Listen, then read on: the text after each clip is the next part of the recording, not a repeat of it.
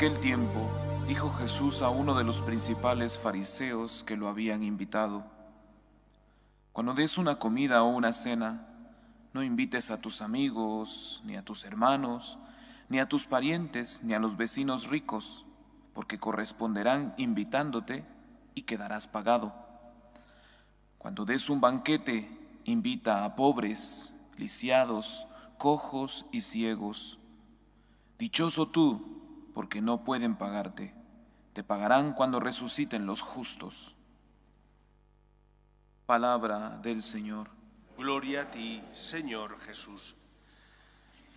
Como os he dicho al inicio, hoy la Iglesia celebra los mártires que fueron asesinados en la persecución religiosa del siglo XX. Esta persecución tuvo lugar desde el año 1931 al 1939. Ha habido otros mártires, pero la Iglesia o la fiesta de hoy se centra en esa fecha. Creo que es importante recordar que lo que celebramos es la victoria del amor sobre el odio y que estas personas fueron fieles a Cristo, aun siendo perseguidos a causa de su fe. Independientemente de la significación política de cada uno de ellos, la mayor parte eran de derechas, pero no todos, otros también eran de izquierdas. Muchos, la mayor parte, eran religiosos, sacerdotes o religiosas, aunque también hubo laicos. Aquí en Madrid, el primer mártir que tuvo lugar en la Guerra Civil fue un niño. Fueron a la iglesia de San Ramón Nonnato en Vallecas intentando coger al sacerdote. Como el sacerdote no estaba, buscaron al sacristán. Como el sacristán no estaba, pero sí estaba el hijo del sacristán, cogieron al hijo del sacristán. Creo que es importante analizar el por qué tuvo lugar esa persecución religiosa. Porque solo si analizamos las causas como pueblo podremos no volver a cometer los mismos errores. ¿Por qué tanto odio? ¿Por qué ese torrente, ese vendaval de odio hacia unas personas que profesaban su fe en Cristo y que además no se metían con nadie, que lograban o intentaban ayudar a los necesitados, que luchaban por educar y formar las conciencias de los niños y de los jóvenes? ¿Por qué tanto odio? La principal y posiblemente la causa más importante, no la única, pero sí la más importante, era la ausencia de Dios en el corazón de esas personas que perseguían a esos niños, a esos adolescentes, a esos hombres y mujeres que, porque eran cristianos, tuvieron que pagar con su vida esa osadía. La ausencia de Dios. Cuando Dios no está en el centro de tu vida, cuando quitas a Dios del centro de tu corazón, se produce aquello que decía el filósofo Hobbes, que el hombre se convierte en un lobo para el hombre. Ya no tienes principios, ya no hay una conciencia moral que te dicte qué está bien y qué está mal. Serán tus apetencias, pequeñeces, tus pasiones, las que se apoderen de ti. Y por lo tanto, el fin entonces justificará los medios. Como quiero conseguir esto y no hay nadie por encima de mí que me diga esto lo puedes hacer, esto no, el fin justifica los medios. Cualquier medio puede ser plausible, lícito, para conseguir aquello que deseo. ¿Qué deseaban estos que persiguieron a tantos cristianos? Hay más de 2000 mártires en esa pequeña franja que no son más de 8 años. ¿Qué perseguían? Perseguían una ideología, que su ideología de izquierdas fuera la más importante y aniquilar cualquier adversario. No estaba Dios en el centro de su corazón, no existía Dios, todo estaba permitido.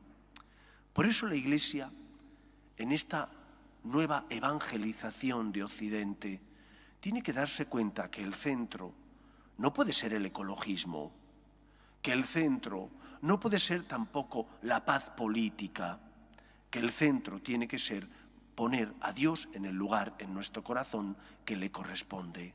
Y cuando pones a Dios en ese primer lugar en tu corazón, cuando educas a tus hijos para que sepan que no solo tienen derechos, sino también deberes, que Dios es el Señor y que por lo tanto nosotros como criaturas de Dios tenemos obligaciones que tenemos que pagar hacia Él.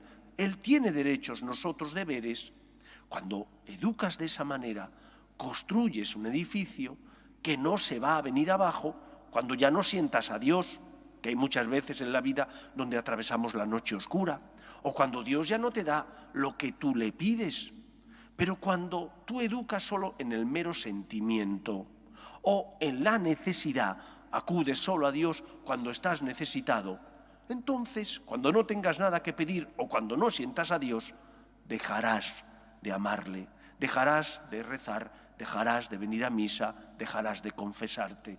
Y cuando Dios ya no esté en el centro de tu corazón, sino que ocupe un lugar marginal, porque ocupa un lugar, vas a misa cuando crees conveniente, te confiesas cuando tu alma está tan llena de pecado que sientes oprimida tu conciencia y como no puedes seguir adelante, entonces acudes ¿a qué? A descargarte. Ahí no hay tanto dolor de corazón cuanto necesidad de descargar tus culpas para salir más aliviado. Pero no hay mucho amor en ese acto. Cuando eso ocurre, cuando quitas a Dios de ese lugar en tu corazón, los que están a tu lado corren riesgo. El riesgo de que el fin justifique los medios, de que el hombre se convierta en un lobo para el hombre. ¿Por qué? Porque no hay nadie que aplaque tus pasiones, porque no hay una conciencia de moralidad por encima de ti que te diga, esto no lo puedes hacer. ¿Dónde está tu hermano? Cuando quitamos a Dios, el hombre se convierte en un lobo para el hombre. Hoy celebramos el amor a Dios de aquellos más de 2000 y pico personas que porque amaban a Dios por encima de todas las cosas, fueron fieles al Señor. Y no hubo una respuesta de odio, sino al contrario, una respuesta de amor. Preguntémonos, ¿Dios ocupa el lugar que le corresponde en mi vida? Quizás nuestra iglesia no está siendo sal de la tierra y luz del mundo, no ilumina, porque Dios ya no ocupa el lugar que le corresponde en nuestro corazón. Volvamos a las raíces, y las raíces es el amor a Dios por encima de todo. Y de ahí vendrá todo lo demás. Vendrá la defensa de la vida, la defensa de la familia natural, la defensa también de la nación, porque es algo justo y bueno, es un bien común que tenemos que perseguir. Cuando Dios ocupa ese primer lugar, todo lo demás queda en su justo lugar y por tanto el hombre está en equilibrio.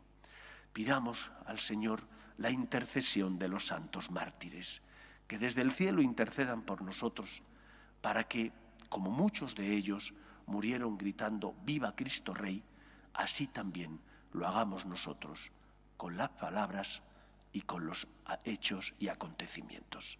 Que sea así en nuestra vida. Nos ponemos en pie.